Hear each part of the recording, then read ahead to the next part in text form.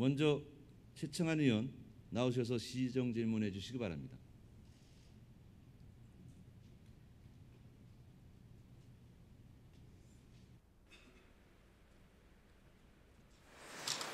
수철모 시장님이야 2,300여 공직자 여러분, 그리고 김홍성 의장님을 비롯한 국령 여러분, 안녕하십니까. 도시건설위원회 최청한 의원입니다.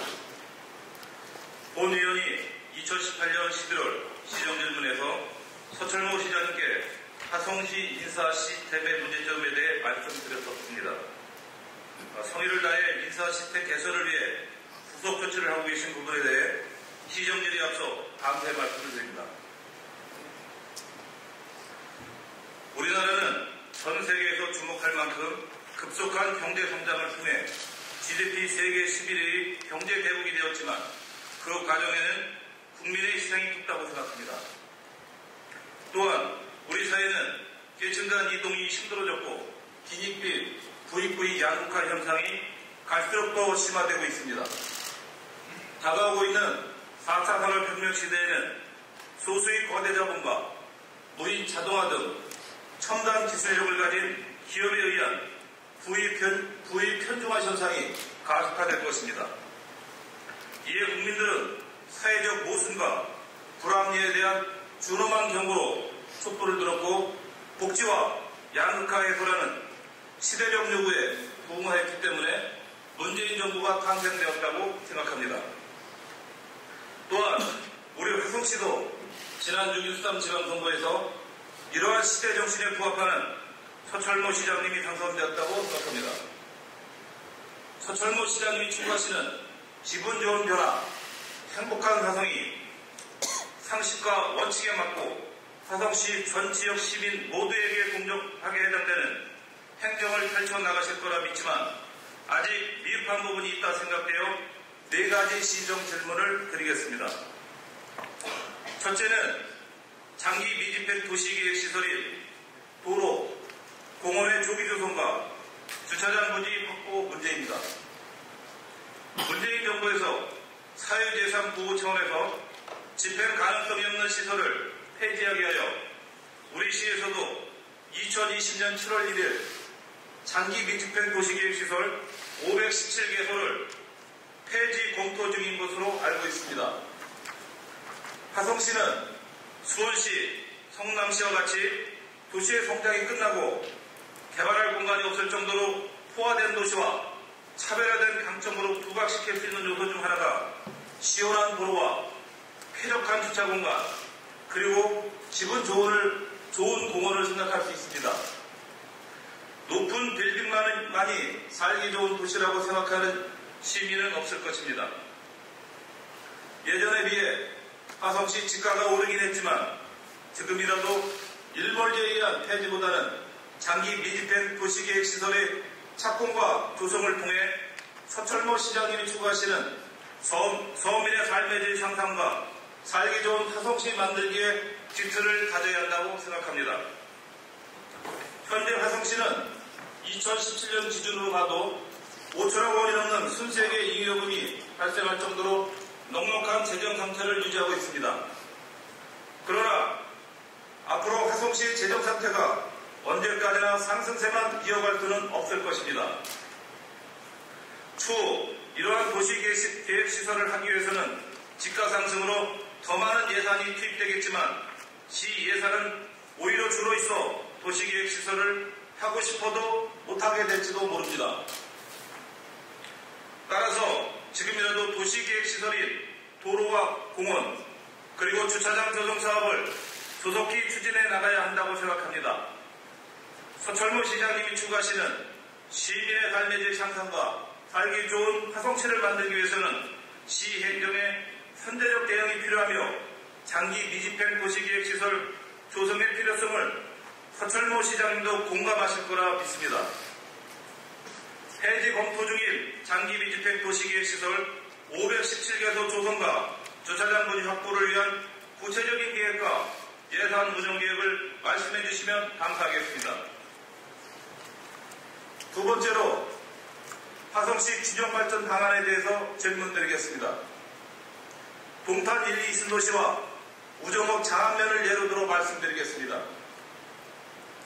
동탄 1, 2 신도시 같은 경우 그 면적을 다 합쳐도 우정읍 장안면 면적의 반 정도인데 반해 동탄 1, 2 신도시 인구는 약 30만 명으로 우정읍 장안면 인구 약 3만 명의 10배 정도입니다. 그래서 화성시 공적 자금을 투입해서 사업을 하면 우정읍 장안면보다는 동탄 1, 2 신도시에 투자하는 것이 시민에게 미치는 투자 대비 효과로만 따지면 20배의 효과가 날 것입니다.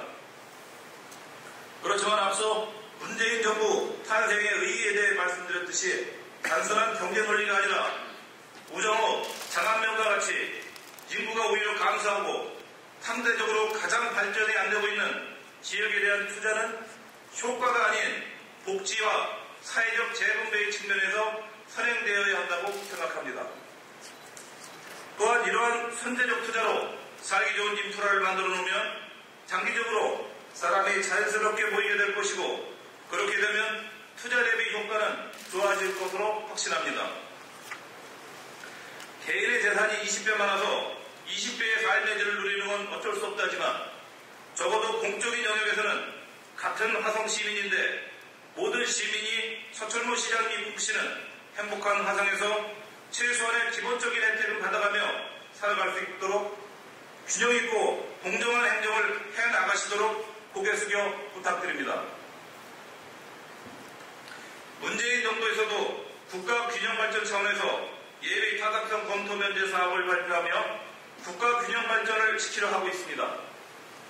본 이유는 이에 깊이 공감하고 있으며 화성시에서도 화성시의 균형 발전 차원에서 사업성보다 지역 균형 발전을 고려해 추진하고자 하는 사업이 있으시면 말씀해 주시면 감사하겠습니다. 셋째는 화성시에서 상대적으로 가장 낙후되어 가고 있는 우정읍 장안면의 문제에 대해서 질의드리겠습니다. 우정읍 장안면은 행정구역으로는 구분되어 있지만 학교도 3개 중고등학교 하나의 학군이고 상권도 조항상권 하나를 쓰므로 조항지역으로 통칭하겠습니다. 화성시가 화성시 도시기본계획에 의한 개발을 하기 전에 조항지역은 화성시에서 봉남, 장남, 남양보다 인구도 많고 지역경제도 활성화되었던 지역인데 화성시 도시기본계획에 빠지면서 상대적으로 낙후되어 가고 있습니다. 2003년 우정읍 선정할 때만 해도 2만 명으로 조항지역은 3만 명이 넘었었습니다. 그 당시 화성시 인구는 약 23만 명이었는데 지금 화성시 인구는 76만 명으로 3.3배 늘었지만 조항지역은 인구가 오히려 줄어서 3만 명이 안 되고 있습니다. 이렇게 화성시 도시기본계획에 제대로 반영이 안 되고 발전계획에 빠져서 조항지역은 상대적으로 낙후되어 왔습니다. 그리고 2035 화성시 도시기본계획에도 조항지역의 발전계획이 빠져있는 것으로 알고 있습니다. 이에 낙후된 조항지역의 발전을 위해 어떤 계획을 가지고 계신지 답변 부탁드립니다. 네 번째는 화성시에서 대중교통이 가장 취약한 지역인 우정읍, 장안면, 팔탄면의 문제를 말씀드리겠습니다. 대중교통은 서민의 발로 서민의 삶에 매우 큰 영향을 주기에 서민의 삶의 질 향상을 위해 가장 우선적으로 개선해 나가야 할 정책 중 하나입니다. 우리 시에서도 특히 신경을 많이 쓰고 있는 것으로 알고 있습니다. 그러나 우정읍, 장안면 지역의 버스 운행은 서민의 발이 되기에는 너무나 열악한 상황입니다. 조암지역은 영내 시내버스로 마을에 운행되고 있으며 조암에서 사당도 시내버스로 운행되고 있습니다. 그래서 마을에서 조암으로 나와 서울로 가는 버스는 시내버스를 타고 나와 시내버스를 타고 서울로 가니까 환승 할인이 됩니다. 그런데 가장 중요한 노선인 조암에서 수원 운행버스는 20분에서 30분 간격으로 운행되고 있지만 시외버스라 요금이 비싸고 환승 할인이 안 됩니다. 조암서 거리 가면 서울 가는 요금은 3,000원이고 조암서 수원 건선터미널 가는 요금은 3,300원으로 300원이나 비싸다니 상식적으로 이해가 가십니까? 또한 서수원에서 조항 운행버스의 막차 시간은 저녁 8시며 수원역에서 막차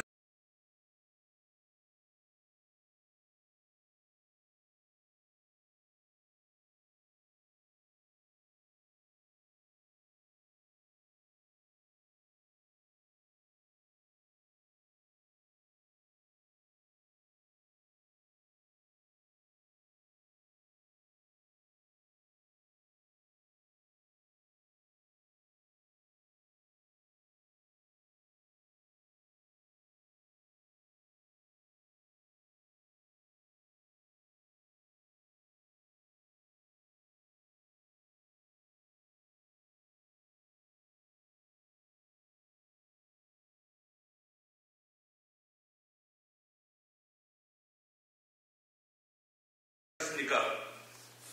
그리고 8탄면 같은 경우에도 봉담 수원으로 가려고 하면 창남으로 돌아서 가야 하는데 시장님이 추가하시는 자가용 같은 버스는 서신명 같은 곳에만 가능한 것입니까? 시장님께서는 화성시에서 대중교통이 가장 취약한 지역인 조암지역과 8탄 지역 서민의 발인 대중교통에 관심을 가져주시길 간곡히 부탁드리며 개선 방안을 말씀해 주시면 감사하겠습니다. 이상으로 질문을 마치겠습니다. 경청해 주신 모든 분께 감사드립니다.